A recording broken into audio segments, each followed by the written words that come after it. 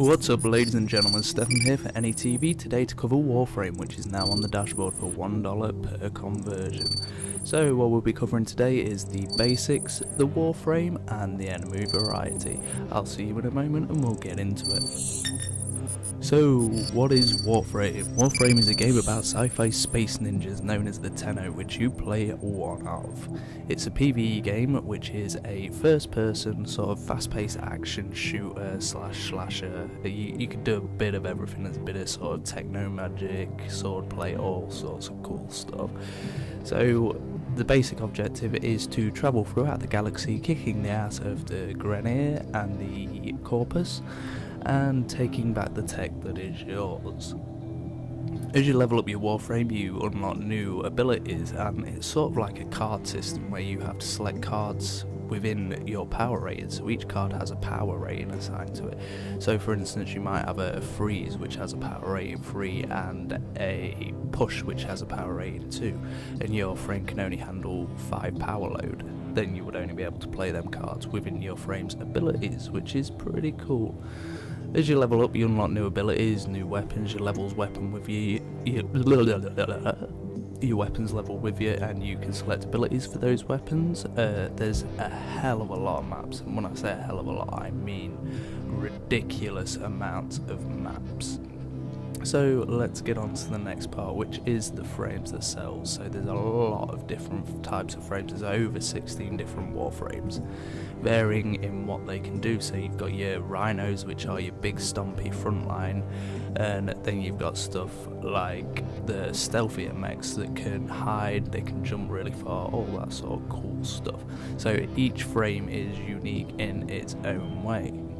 And as I say, they unlock powers as they level, and each frame has sort of unique powers compared to the others, and has certain things it can do better than the others.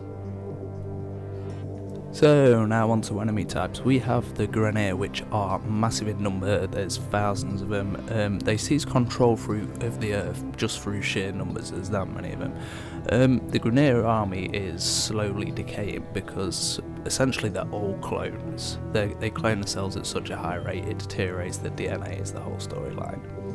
So that is the Grenier. Within the Grenier there is a ton of different types of enemy, from little melee guys with swords to big scary girls with swords. And the girls, when I say big and scary, they're big and scary. There's also your big sort of stompy marines and infiltrators. There's all sorts of enemy variety within there.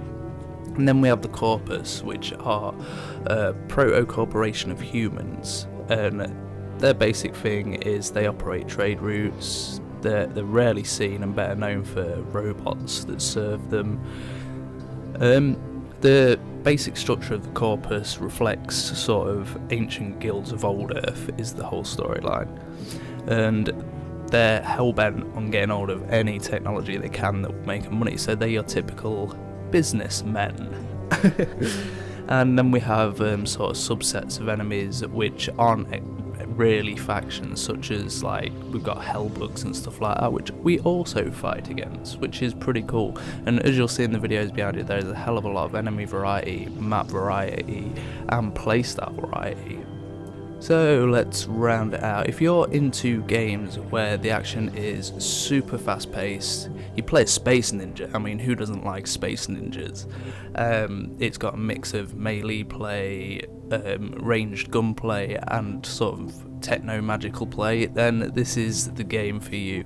You run through, slice up loads of shit, and by loads of stuff I mean literally hundreds of enemies per level. You work in squads of 4 people in a purely PvE environment, and I've got to say, this is one of them games where the community is absolutely amazing. If you've got any questions, you always get an answer. And there is a lot of very, very deep game systems we haven't covered in this, such as crafting systems, sidekick systems where you get a little sidekick robot that helps you. All sorts of stuff that I'm not going to cover in this video because, I mean, it's a free to play game. Jump in it, try it, see what you think. It doesn't cost you a penny. So I've been Stef for NETV. If you want to make yourself $1 per conversion for Warframe, sign up for a dashboard.tm account. Also, if you want to play Warframe, there will be a link in the description as always, and I will see you next time.